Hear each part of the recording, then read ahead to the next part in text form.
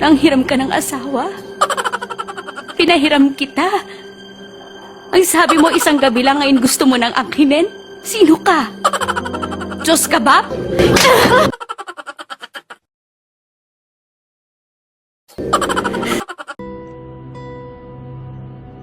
Alam ko, mahal kita.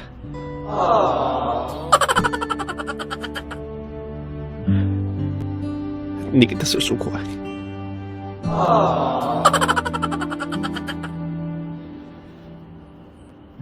Kaso di ko to kaya mag-isa.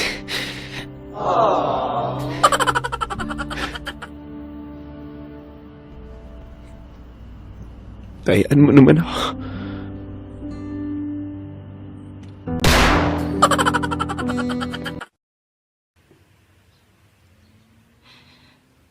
Pahiram ng asawa mo. Hindi. Ayoko. Kahit lumuod ako dito ngayon, lahat ng gusto mo gagawin ko. Wala kang kailangang gawin. Wala rin akong kailangang ipaliwanag sa'yo. Hindi ko siya pinagdadamot sa anak mo bilang isang ama.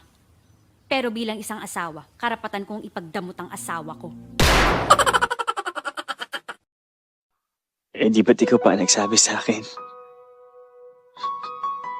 na baka kaya tayo iniiwan ng mga taong mahal natin? Kasi baka merong bagong darating na mas okay.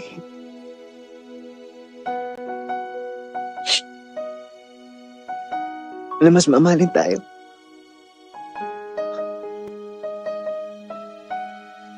Yung taon di tayo sasaktan at paaasahin. Yung nag-iisang tao na magtatama ng mali sa buhay natin. Nang lahat ng mali sa buhay mo. Nagtitigan lang kayo? Kumain lang kayo? Nagkape? Nagkamustahan? Niyakap ka ba niya? Hinalikan mo? Joy, nag-usap lang kami. Huwag mo akong niloloko! Ito niloloko. Nagawa mo noon, maggagawa mo ulit ngayon.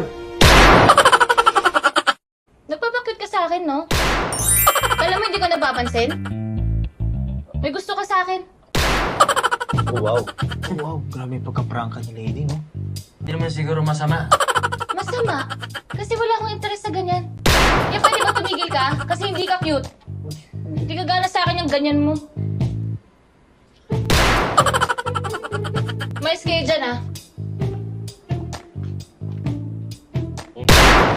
Oo, ano ba? Puro ka pa cute.